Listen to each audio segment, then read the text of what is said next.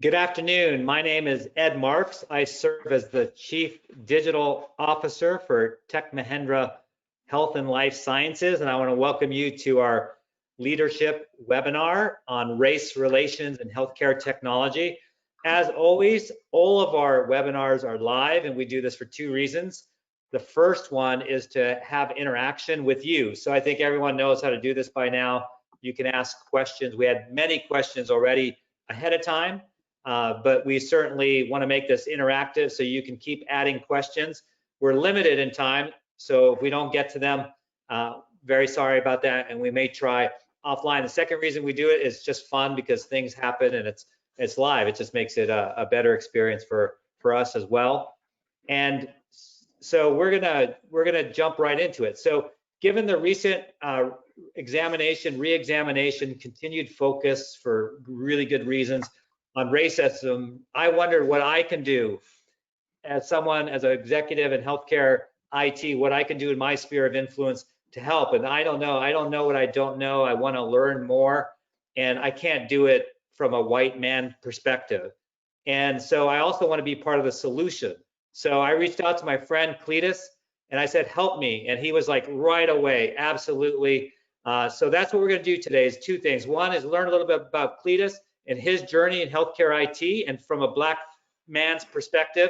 And then the second thing, which we really want to focus on, is on practical. What can we all do to help in the situation to make sure that there's true equality for everyone? And we know it goes beyond healthcare IT, and we'll probably touch on some of that, although our focus will largely be on being black in healthcare IT. So with that, welcome, Cletis. Thank you so much for being my guest. Can you just share a little bit about your journey, who you are, and then weave it in there with some of these experiences that I would have no clue about, and many of our webinar attendees? Yeah, first and foremost, thank you, Ed. I appreciate it. Thank you for having me on. And just for everybody's awareness, Ed and I, it shows that we are, as a human race, we're brothers, because you can see we did not coordinate our clothing attire to match this session. So it just says that we tend to always have more in common than we think we don't in differences, right? So it's just an interesting dynamic. So Cletis Earle, I am the Chief Information Officer, Senior Vice President for Penn State Health and College of Medicine. I've been there for about 6 months, and oh boy, the last 6 months have been something. Never thinking that coming aboard, you would be not only dealing with COVID and much of the activities, but in essence, seeing the disparity between ethnicities and race between blacks and whites and others and Latinx communities, knowing that there's a disconnect, but then also now on top of it, the race relationship, the race issues that we're having. And I think it's imperative for us to have this discussion. So again, I appreciate HCI Group, Tech Mahindra, and Ed for reaching out for us to talk about this. So I've been here, as I mentioned, 6 months, but prior to that, I worked in other various healthcare systems. But my roots they're very diverse, right? I go back, I'm born and raised in the New York City area. So a pretty robust, melting pot, as you know.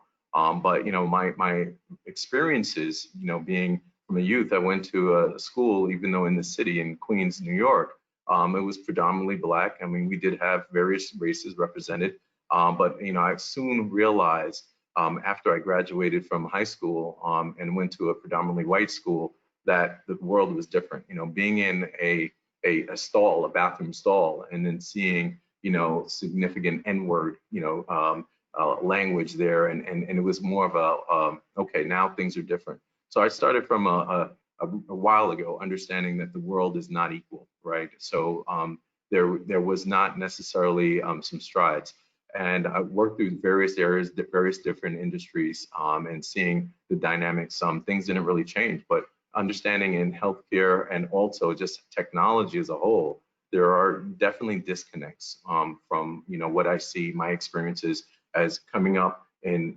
as a technologist in management, and then being at the executive role, that all things are not equal, and particular for people of color. First and foremost, when I a few years ago, I've been part of what's called the College of Health Information Management Executives, which is CHIME for healthcare roles, and as part of that, for the years of going to CHIME, I used to see, a significant amount of, Caucasian CIOs. This is a association based on CIOs, and the majority of the people around us years ago were white males. And throughout the years, things started to progress. I started to see difference. So I started to see more Caucasian women, which was great. There were only a small handful of Black male CIOs or Black CIOs. But you started to see the influx throughout the years of female CIOs, which was great and very fantastic. Started to see other ethnicities, and even years later, come to find out that come to realize as we look around when I continue to go that there is still that small handful of Black CIOs represented, and that shows that there is a significant disconnect in our communities and how we're represented or underrepresented, because again, a lot of these healthcare systems are in areas of color or high communities, large communities, and it shows that the reflection of what say in corporate leadership does not reflect what may be around in those communities. So I basically applied to go into the board for Chime, and by the grace of God and a bunch of CIOs, I was elected to go on the board and help represent the cause of trying to figure out to make a change. And what ended up happening is a couple of years in, I was able to be elected as the chairman of the board. And as the first African-American chair of the College of Health Information Management Executives, it was powerful, and also it had a lot of weight associated to it, because the key here is, what do you do, right? What do you have to do to make things move? And what I wanted to do is make sure that you put a legacy in place. And as a result, we created a diversity committee to see what we have to do inherently to start to change the dynamic of healthcare IT professionals, and making sure we're doing some activities to create additional awareness within the industry. And that effort continues after my board chairmanship has ended, and now I'm actually the chairman of that diversity committee and continue to put and drive the efforts there. So it's a very interesting cycle of experience, but knowing that there are some gaps, and what I'm trying to do is make sure that when you go into an organization like me, being a new organization, I go to new organizations, I look around and I realize that there is a significant disconnect of CIOs of IT professionals that don't look like me. And the key here is we're going to have to think about how do we make that change. So I'm glad to hear the effort and glad having this conversation, and welcome to be here. Yeah, that's awesome, and it's eye-opening, right? Because I don't think many white people just don't think about that, consciously, and but it has to be talked about and addressed, because it is obviously an issue, and that's what we're going to want to do, is we're going to focus on some solutions. Can you give, Cletis, maybe one or two examples of how some of that bias or racism takes place in the workplace today? Because I'm going to venture to guess that the majority of people listening to the webinar, they're not outright racist, but they don't know what they don't know. Like I didn't know until I read a book called Blind Spots, just how blind I was and how many prejudices I had in a variety of areas. Can you give some examples that you've maybe experienced or others might experience that shows you how you're treated differently? Yeah, so it's very interesting. There's a couple of things that go on almost a daily basis when, I hear people come up to me, and there are words that are used that may not, whether it's implicit or unconscious biases, they say certain things on a consistent time frame. I'm pretty sure for people who are Black or color or women, you may hear statements like, "Wow, you talk so articulately. You speak very well." And in essence, that is a almost code for you don't sound like the rest of them, right? And these are kind of statements that occur on a consistent basis that people of color, Black males, Black women, we're tired of hearing it. It's no different than somebody saying they want to touch our hair. Unfortunately for me, I don't have any. But the key here is these are things that we have to get out of. We have to get out of these cycles of things that are said all the time that it just shouldn't have any statement in our world. Or when you hear people say, they come out and say, "I don't see color." You may not think it's a negative term, but look, let's be realistic. We all see color. right? We see color, I see color. When I'm walking around, I see color, right? We all do. The question is, how do you respond to that? Is the the real answer. And so we need to really stop with this fake concept of, hey, let's act like this doesn't occur. I think what we've been doing for a long time is sticking our head in the sand. And the beauty behind this, Ed, is that what we're seeing this next generation, youthful generation doing, they're saying enough is enough. We're not going to stick our heads in the sand. We cannot continue to see people that look like ourselves, or even people that we know that look like, and even if we don't know them, be butchered in the street. This is murder, and we want to make sure we put a stop to that. And I'm very happy to see this generation saying enough is enough, and they're doing something about it.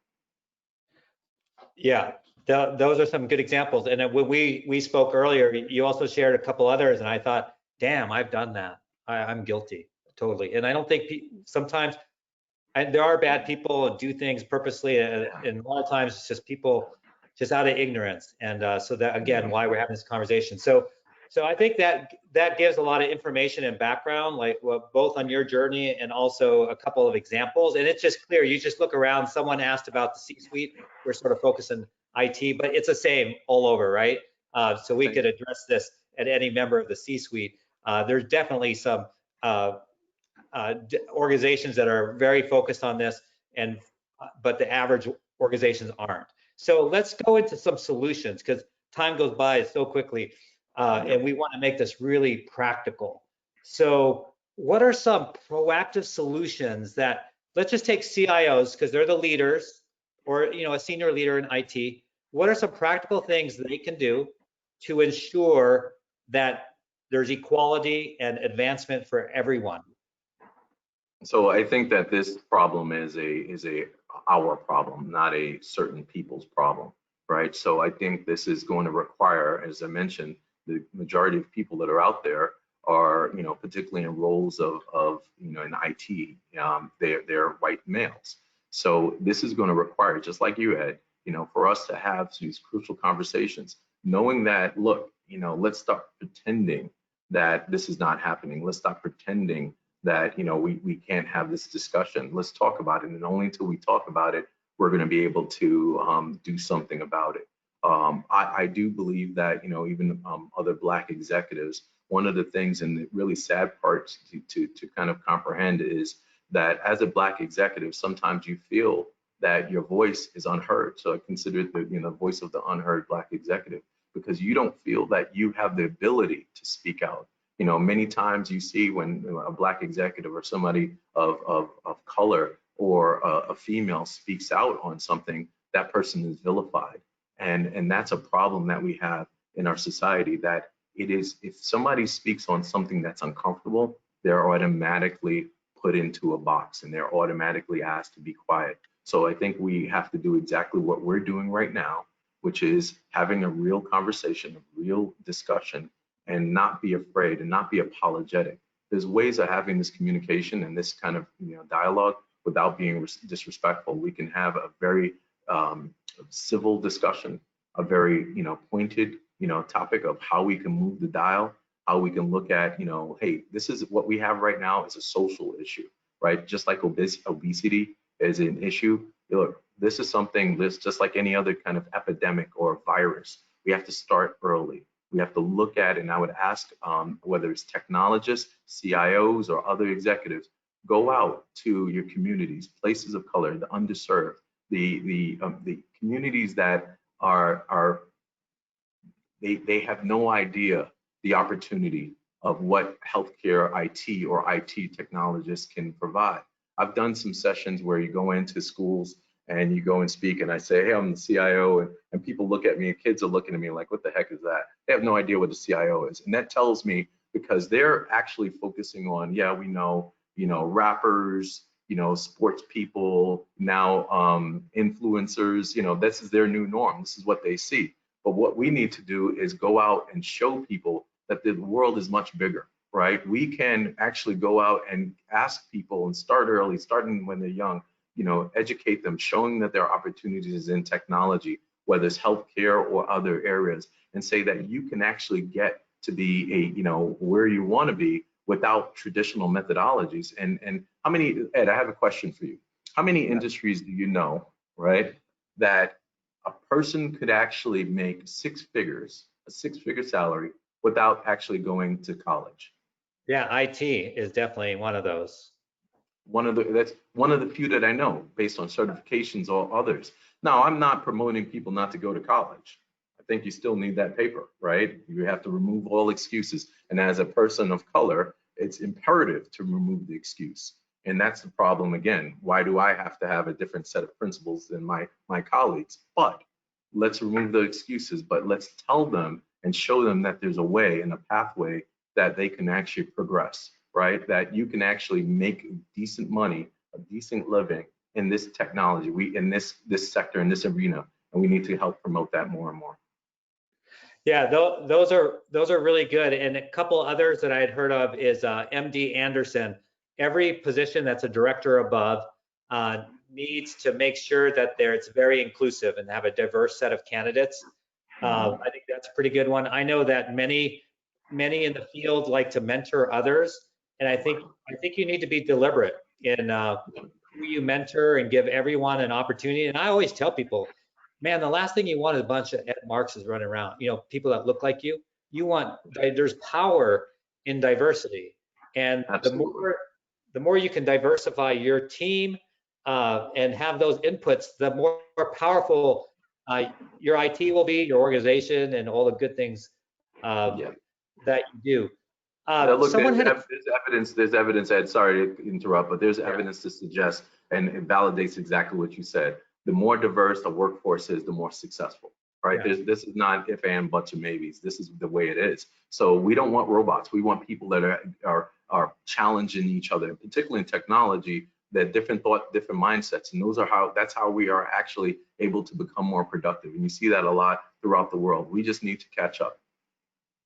Agreed, and be very intentional. And that's one of the main messages that Cletis and I are sharing with you. And I see a lot of questions, and we're trying to get to them at the same time as the questions we have.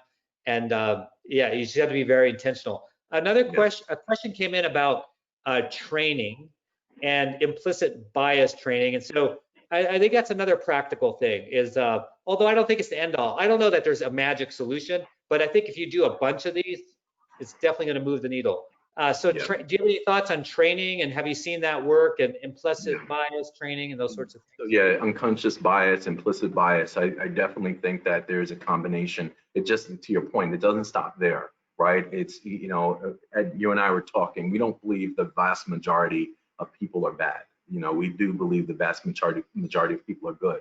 So with that said, the problem is that they're just not aware of some of the dynamics that may be occurring. So I do believe training is essential, making people aware, having, but not stopping there.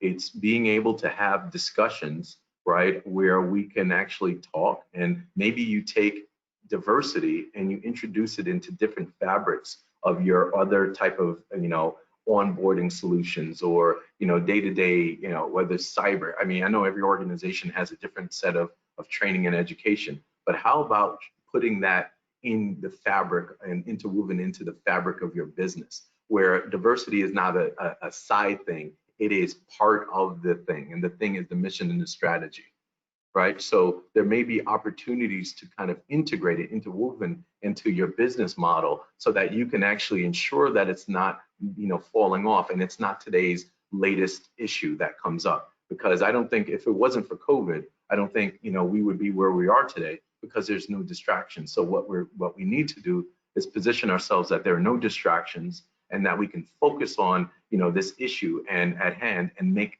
substantial change to our society. Here's another audience question, and that is, how would you counsel a person who wants to move up, become a director, SVP, CIO, move up in the ranks, a Black person in today's environment? What would be your general counsel for them how do they make that progression?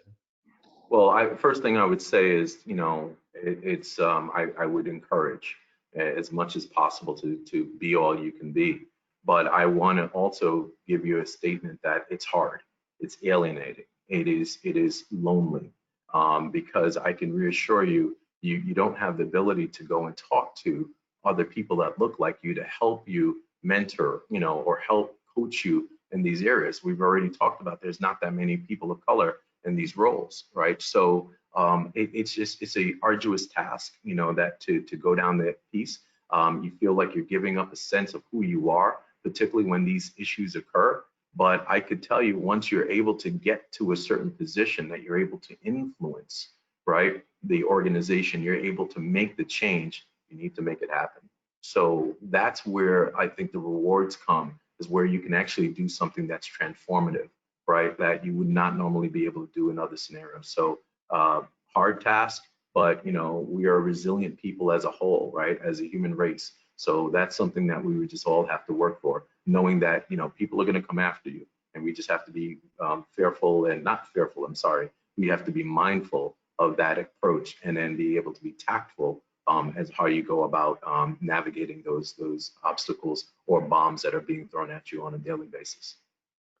No, that's excellent advice. And one other that you touched on, and maybe we go a little deeper on that because there's a couple of questions around this, and it's another way, again, being practical.